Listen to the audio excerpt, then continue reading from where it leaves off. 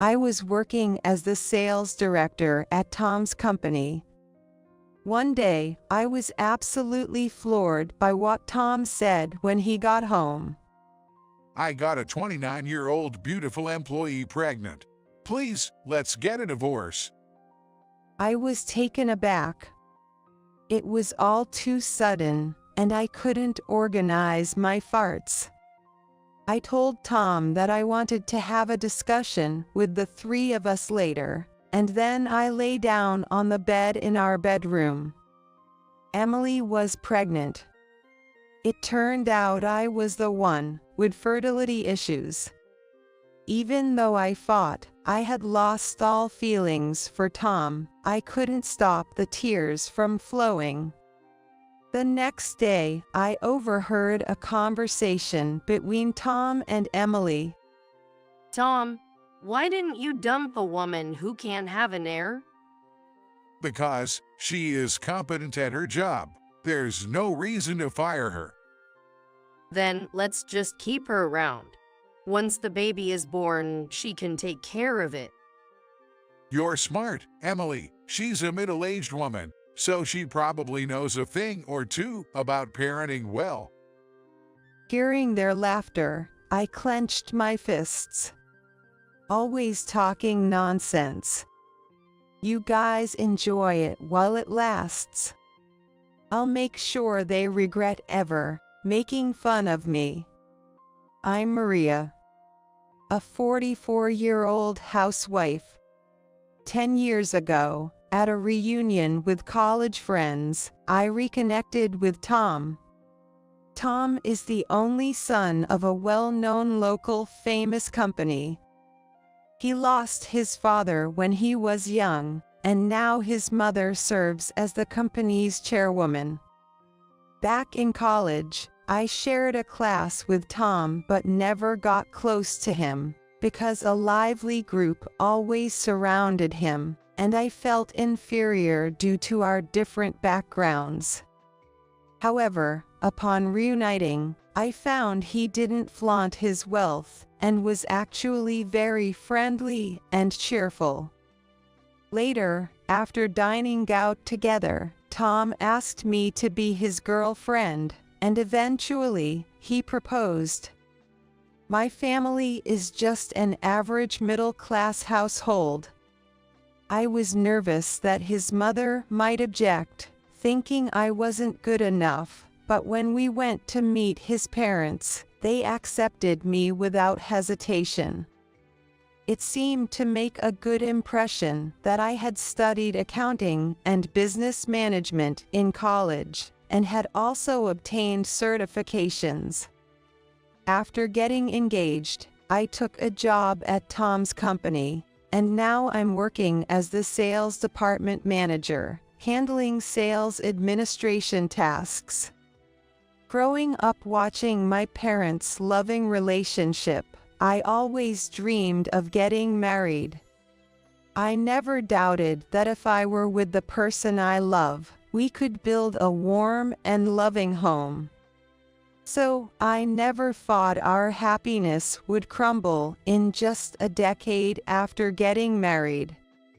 At the beginning of our marriage, Tom was very kind to me. His friendships were extensive in addition to his company as the CEO, and so his weekends were scheduled almost every week. While they were Tom's friends, to me, they were strangers.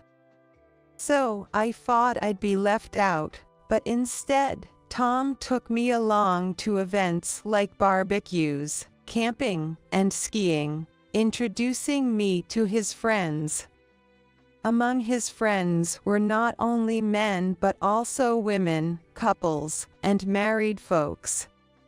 Not having friends of the opposite sex myself, I felt uneasy about the existence of female friends, but Tom interacted with them with proper boundaries. Neither the female friends nor Tom showed any behavior that could lead to misunderstandings, and I was relieved. Given my shyness, I admired Tom for his ability to interact so friendly and without bias with everyone, such as single, married, male, and female. However, over the years, Tom's attitude toward me gradually became colder. He would frown upon seeing my face, sigh, or look displeased at the cosmetics I left in the bathroom. "Tom, our anniversary is coming up soon. I'll make a reservation at our usual restaurant." When I mentioned this, he replied grumpily, "Can't you see I'm busy with work? I don't have time to go to the restaurant." "But you've always made time for that day no matter how busy you were." Then Tom sighed deeply and said in an exasperated tone, "If you want to go, go by yourself. How long are you going to act like we're still newlyweds?"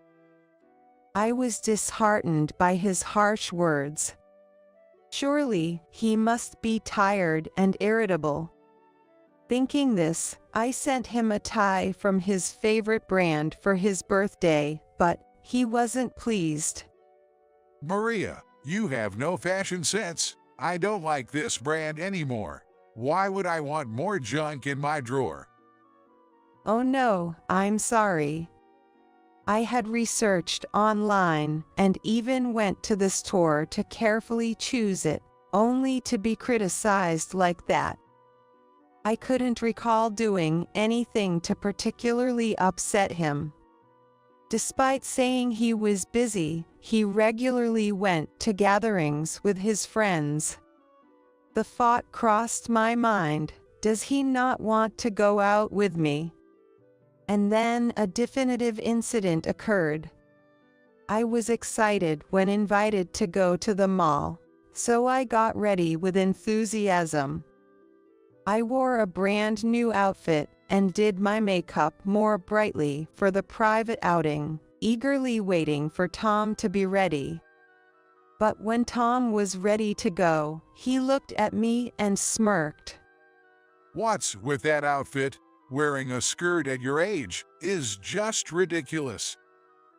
"Oh, no, doesn't it look good on me?" "Do you even realize your age? Once you're past 40, you're officially an old lady, right? Your makeup is too loud, and curling your hair looks ridiculous. You might have been cute back in the day, but that's not the case anymore." His disdainful tone pierced through my heart. "But your friends dress up stylishly, don't they?" "They can pull it off because they're beautiful. You're different. Trying to look young at your age just looks desperate and pathetic." "I don't want to try making younger." Tom clicked his tongue in response to my rebuttal. "Put on your normal clothes. Are you trying to embarrass me?" Forget it. I've lost my interest in going out. You've ruined the mood after I went through the trouble of inviting you." With a look of disgust, he threw his jacket on the sofa and retreated upstairs to his study. "I want shrimp fried rice in 30 minutes for today's lunch." His voice came down from the stairs. I was just a little excited about going out after a long time. Why did I upset Tom's mood? I bit my lip to hold back tears, changed back into my room clothes, removed my makeup, and started preparing lunch. Upon reflection, if I'm considered an old lady at our age, then Tom is an old man too. I may not be a beauty, but Tom is just an average middle-aged man. Just like any other middle-aged guy out there.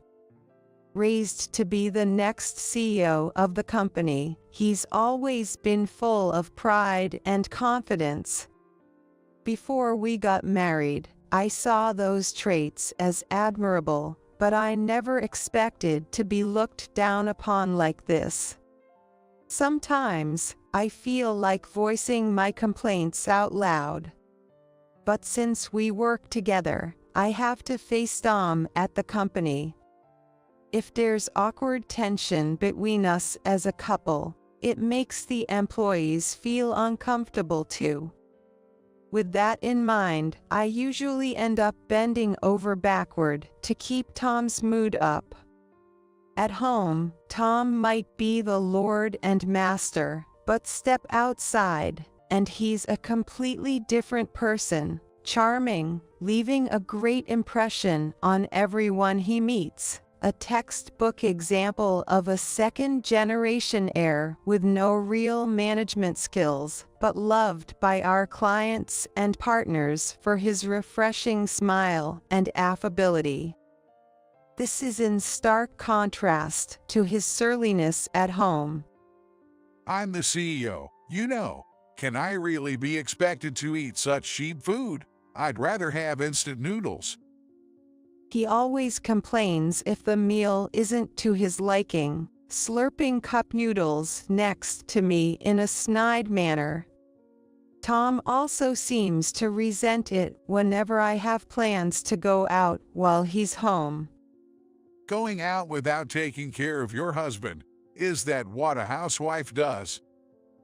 I'm just going shopping for clothes. Lunch is ready to be microwaved, and I'll be back before dinner. You should be the one to serve meals. Being a housewife and all, living off the money I make, you sure have it easy. Though I earn less than Tom as the CEO, I also work full-time. I contribute to our living expenses, so I shouldn't be criticized for it. Moreover, when Tom took over the company from his mother, his inexperience caused some trouble with our business partners. And I was the one who went around apologizing for it. You were cute 10 years ago. Now, you've just worn out like an old rag. Lately, he's taken to picking on my appearance whenever he can. You're a failure as a wife since you couldn't produce an heir. I'm only keeping you around out of pity. Be grateful. I wanted kids too, but it wasn't meant to be. How about we see a doctor? There might still be time. When I suggest this, Tom shakes his head. I don't want to waste extra money on that. It's obviously your fault. I'll forgive you since you're good at your job. When I get frustrated, I meet up with my best friend, Arya, and vent to her. Since we've been friends since college, she knows Tom well and sympathizes with me. Tom puts on a good face in public, but then he takes out his frustrations on you at home. He is hopeless, isn't he? Arya frowned, resting her chin on her hand. Remember how he used to come crying, wondering what to do? Does he think he's the only one who's grown the company? Maybe he's forgotten where he started. I muttered. There was support from Mill and the other executives, but I worked hard too. Thanks, Arya. I feel a lot better now. As I thanked her, Arya responded with a bright smile. I'm always on your side, Maria. Whenever something comes up, just let me know. I'm here to help. Arya's supportive words lifted my spirits somewhat. Lately, Tom's behavior has been visibly strange. Claiming social engagements, he spends most weekends out. Even on weekdays, he doesn't come home until after midnight. Yet, he never seems tired, instead always looking like he's having a good time. One evening, after finishing the housework, I was reading in the living room. Today, Tom left in the morning without saying where he was going. I expected his return to be late at night. Then, unusually, he came home just after 8 p.m. Tom entered the living room, his cheeks flushed with excitement he could hardly contain. "Welcome back, you're home early today."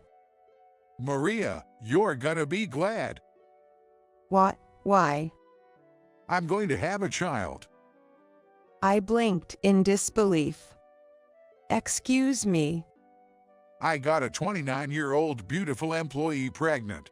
Please, let's get a divorce. I stared at Tom, taken aback by the suddenness of it all, struggling to process what I had just heard. So, I'm finally going to be a dad. Finally, an heir. My mom would be thrilled. "Wait a minute, you've been cheating me." When I asked in shock, Tom nonchalantly replied, You know, Emily, from accounting. "Yes, I know her well. She's pretty." Right. Beautiful and has a great figure. And she's still in her 20s. Plus, she is competent at her job. Young women are just better. Excuse me. Though it was the first I heard of Emily being competent at her job. So, that means you are no longer needed. Let's get divorced. His blunt statement left me fuming. Over these 10 years, my dissatisfaction with Tom had accumulated, leaving me with no attachment to our marriage. But I am not so good-natured as to say, "Yes, I understand," in reply. If he had been cheating, then I needed to get a substantial settlement from both of them. Being put on the spot like this is troubling. "Could you invite Emily over? Let's have a discussion, the three of us." At this, Tom's voice perked up. I understood. I'll let her know. Watching Tom's happy stride towards the shower, I closed my book. I went upstairs to the bedroom and lay down on my bed, overwhelmed by a sense of emptiness. Overwhelmed by a sense of emptiness. More than the shock of being cheated on, I was devastated by the fact that he had gotten someone else pregnant. Tom had always wanted a successor. Of course, just because he wanted it didn't guarantee a boy. But before that, I couldn't become pregnant. If Emily was, then it implied the issue was with me. I wondered if we would have been happily raising a child together by now, if I had been able to conceive. I thought I had no love for Tom anymore, but I couldn't stop crying. The next day, I arrived at work early, my eyes swollen. I made myself a coffee to wake up. As I was about to step out into the hallway, I overheard Tom and Emily's conversation through the door. Was she shocked? Yeah, she looked completely stunned. Really, she hadn't noticed the affair. That's hilarious. It's been going on for 2 years, Emily giggled. Why didn't you dump her earlier, Tom? A woman who can't even bear a successor? She's useful like a maid, you know. Plus, she is good at her job. If we divorced, she'd probably quit due to the awkwardness, right? Then why not keep her around? You can always dump her later. Once the baby is born, you can make her take care of it since it's the CEO's child. Tom was impressed by this outrageous suggestion. You're smart, Emily. She's a middle-aged woman, so she probably knows a thing or two about parenting well. If it's for the kid's sake, she'll probably listen.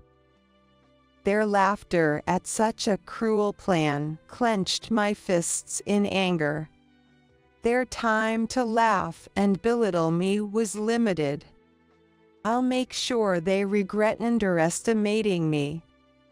After making all the necessary preparations, I informed Tom 2 weeks later to invite Emily over to our house. On the evening of the day, Emily arrived as if she was visiting a friend's house. Sorry for intruding. Wow, Tom's house is really lovely. I've always wanted to come here. Her eyes sparkled with excitement as Tom arrogantly declared, You should have said so earlier. I would have had her cook and entertain you. Ignoring my frown, Emily curiously looked around the interior, wandering around as if she owned the place. The kitchen is so spacious and stylish. It's nothing like my small apartment. Your place was cute too. It had that young woman's touch. Are you sure, Tom? Can I see the other rooms too? Tom, grinning, agreed to her presumptuous request and led the way. This is the study room, and next to it is the sunroom. I wish I had a sunroom. Oh, there aren't many houseplants. Such a waste of a spacious area. Is this Maria's preference? Emily criticized the space with a glass table, an indoor hammock, and just 2 potted plants. This woman, supposed to be here to apologize for the affair, is finding fault with my home's interior. What kind of person does that? No sane person would suggest having the company the CEO's wife raise their child. Well, no way, impossible. Maria isn't as gentle as you. She kills flowers immediately. Plants must hate her. That's so sad for Maria. As the 2 laughed, I bluntly interjected. You're here for a discussion, right? Let's have a seat at the table and get to it. Waiting for Tom and Emily to sit across from me at the table, I began. Let's confirm once more. Emily, you're pregnant with Tom's child, correct? Both nodded. Maria, I'm sorry, but this is fate. Emily's eyes teared up as she looked at me with a pleading gesture. Her familiarity grated on my nerves. This baby coming to me means that Tom and I were destined to be together in a past life. Marrying Maria was the mistake. We need to correct this mistake and start over, or both Maria and Tom will be unhappy. I love you both too much to let that happen. I couldn't help but smirk at Emily's absurd logic. The extent of their self-justification was so appalling that I was left speechless. I truly love Tom from the bottom of my heart, so please let me have Tom's child. I beg you. Emily's syrupy plea was met with Tom sniffling. He was moved to tears. I love Emily too. It would be pitiful for our child to grow up without a father, especially since it's going to be the heir to Johnson Industry. We need to raise it with care, together as its parents.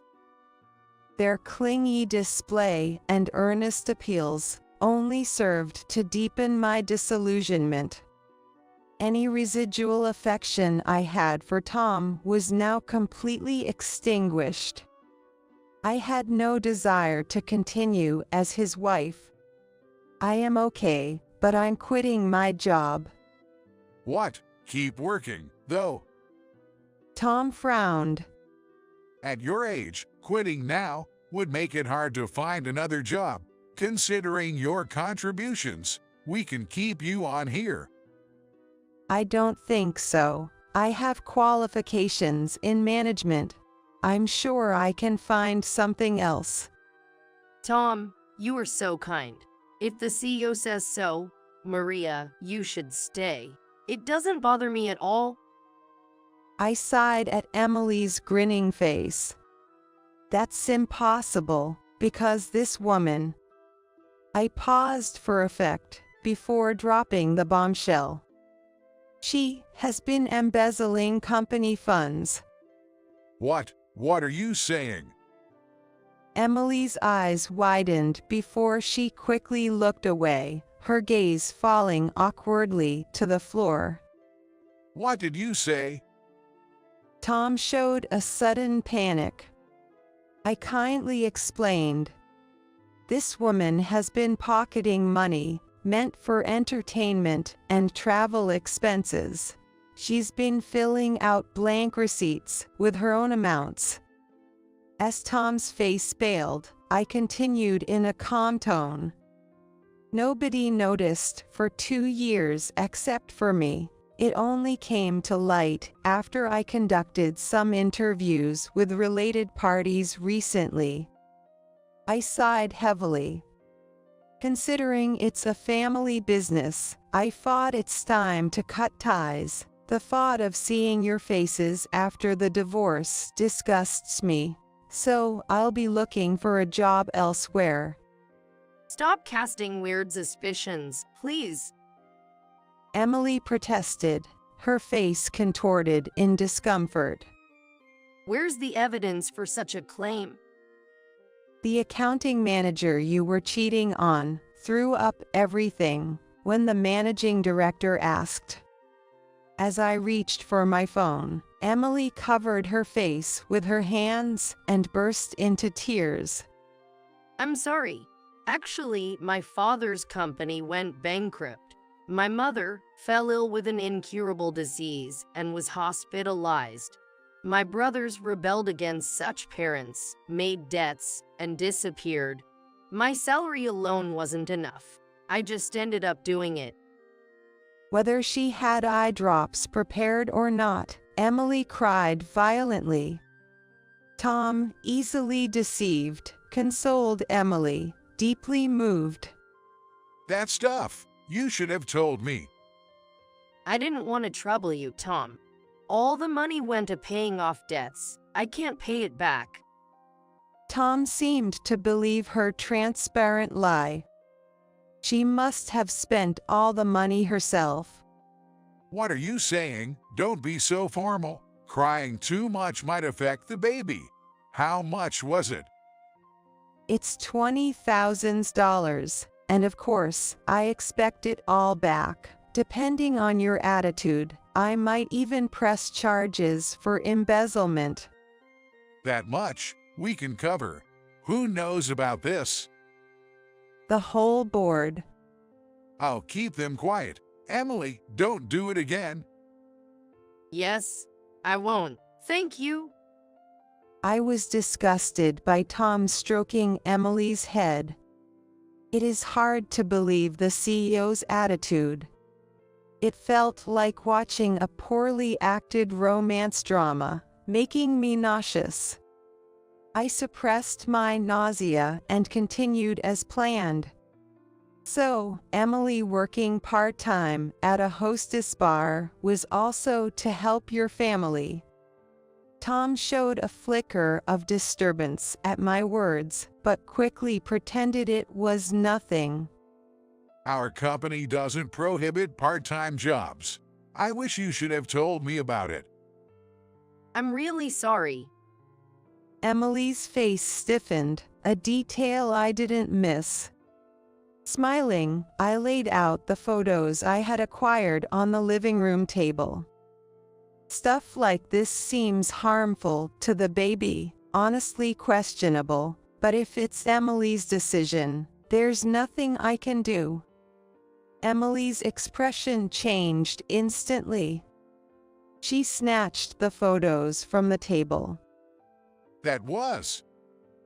Shots with her clients. Tom, you wouldn't want to see this.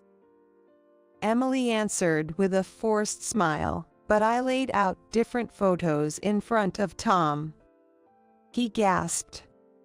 Understandably, since the photos showed Emily arm in arm with various men, happily entering hotels.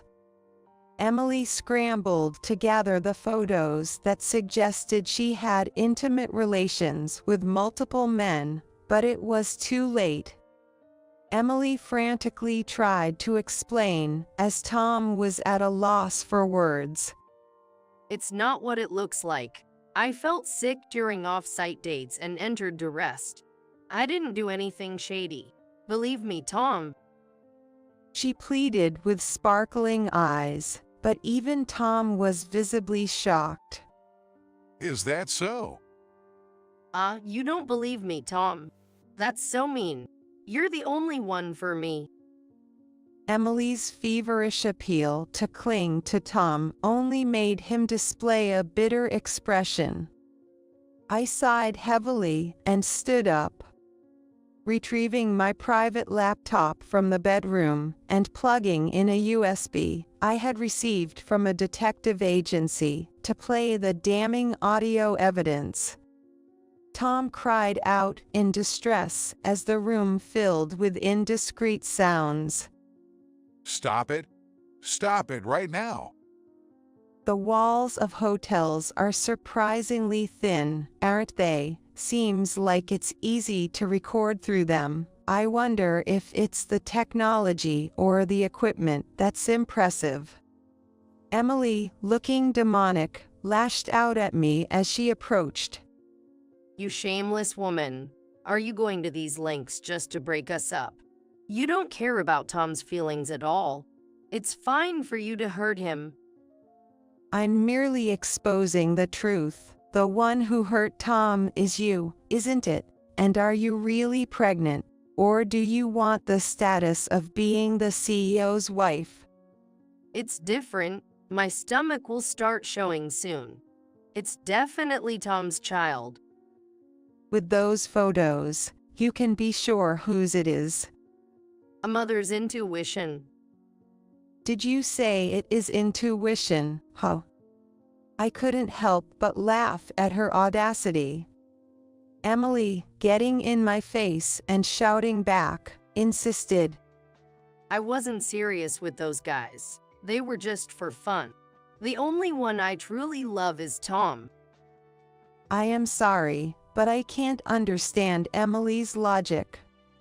I shrugged in resignation and turned to Tom. What about you, Tom? Even if the child looks nothing like you, are you planning to raise it as your heir? I don't know what to say. Not expecting him to hesitate, I threw in a sarcastic comment.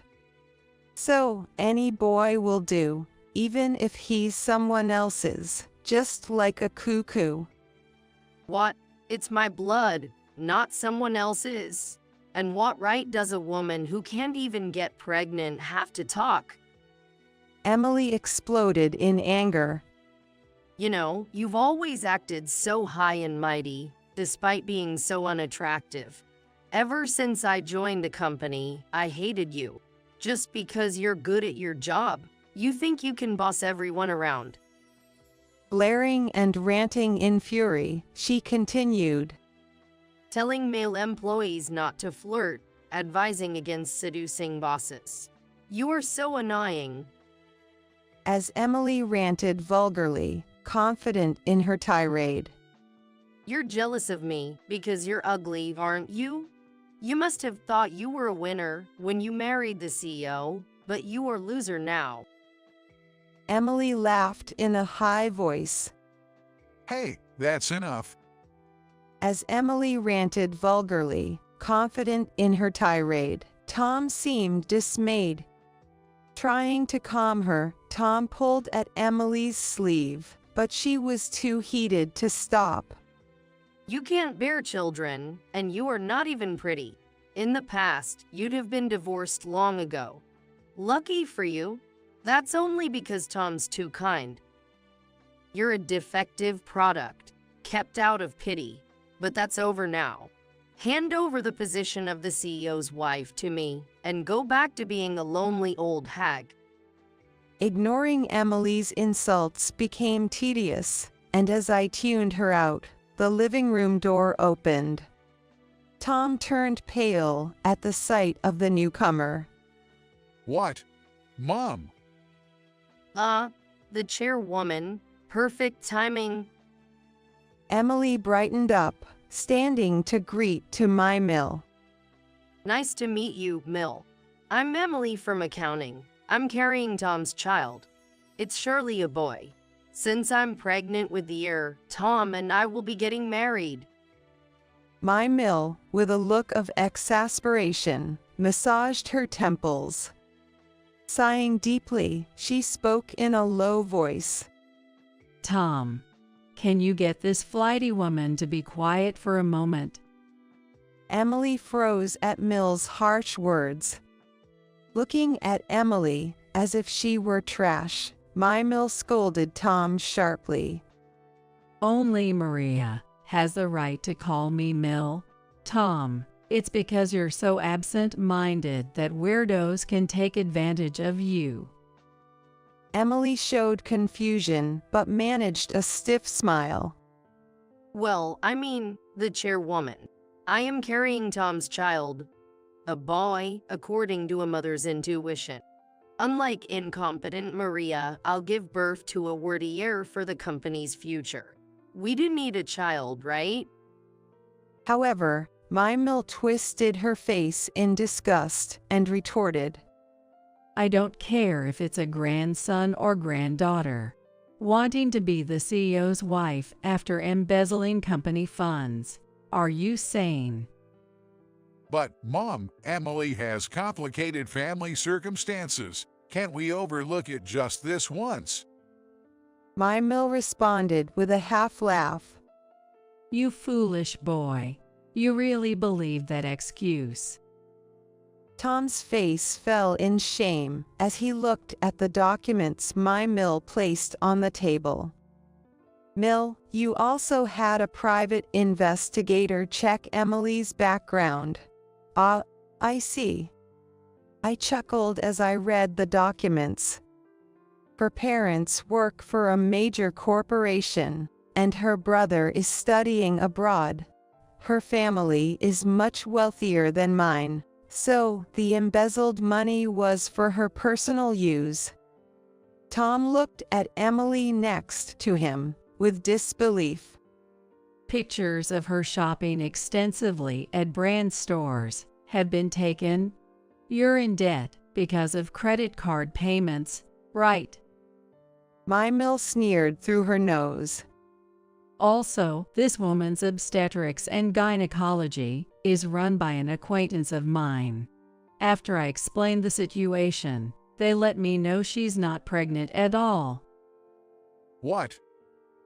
She's been going there for irregular periods, right? Emily turned bright red as my Mill grinned wickedly. Bitch, don't give away my personal information. Sure. Anyway, be prepared because we're pressing charges for embezzlement. Please proceed with the preparations, Arya. Yes, I understood, madam. I smiled at Arya, who appeared behind the chairwoman. Indeed, my best friend Arya is the company's legal counsel. When Emily's embezzlement came to light, I informed my Mill and immediately consulted Arya. This was all while calculating the best moment to confront the situation, just as Tom was pressing me for a divorce.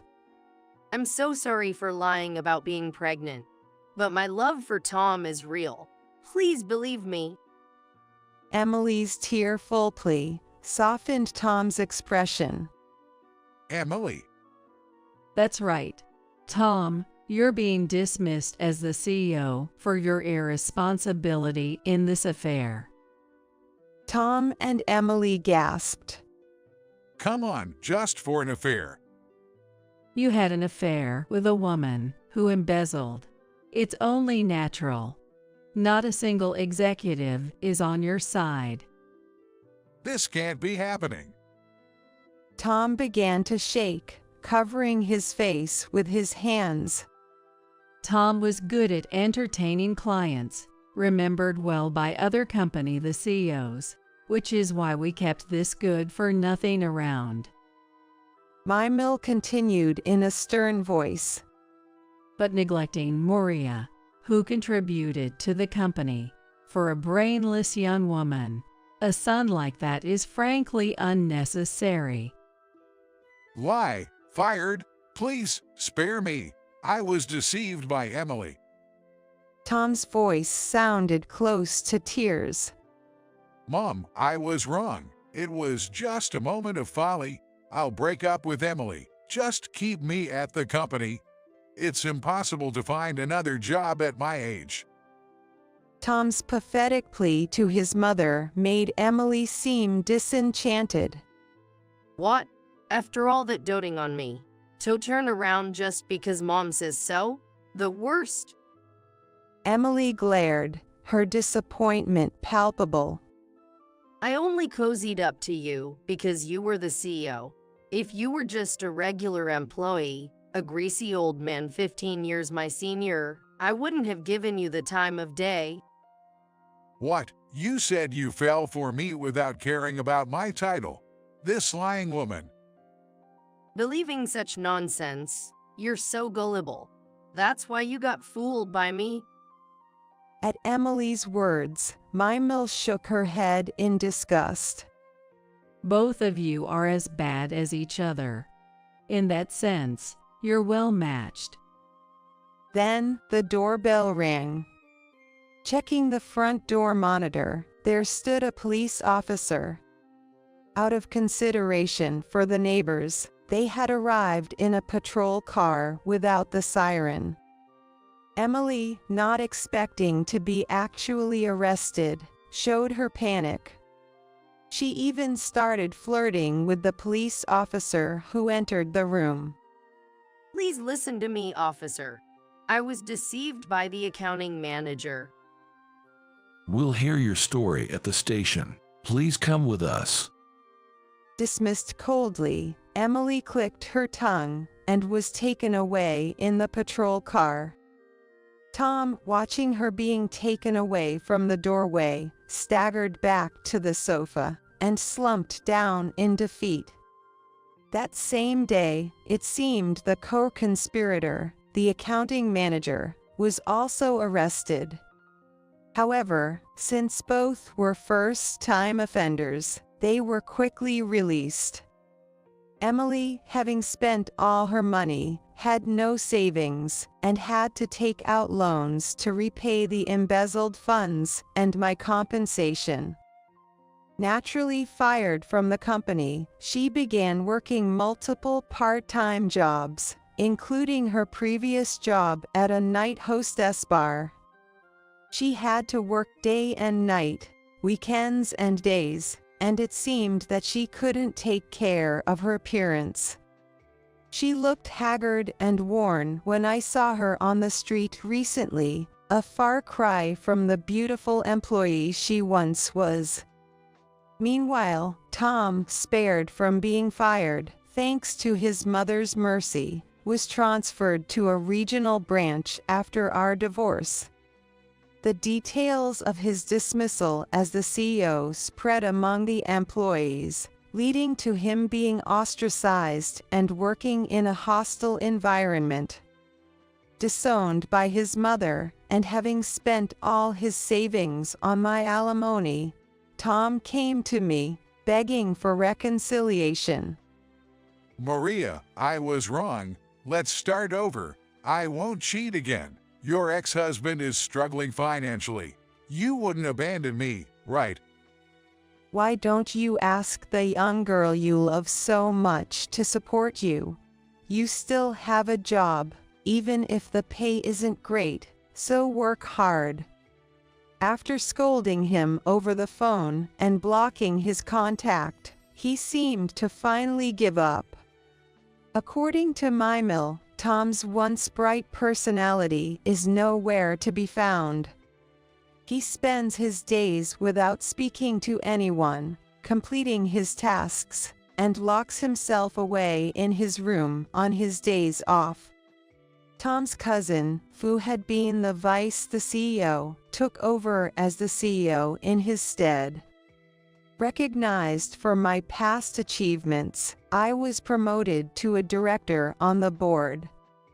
The new CEO, though not much of a talker, is sincere and well-liked by the staff. My work has become busier, but my days are fulfilling. Though divorced from Tom, I occasionally have meals with my ex-husband's mother. Despite her position as the chairwoman, she never pressured me about producing an heir. This ordeal has deepened my respect for her character. Even though my ties with Tom are severed, I hope to maintain a close mentor-mentee relationship with the chairwoman, appreciating her as a senior figure in life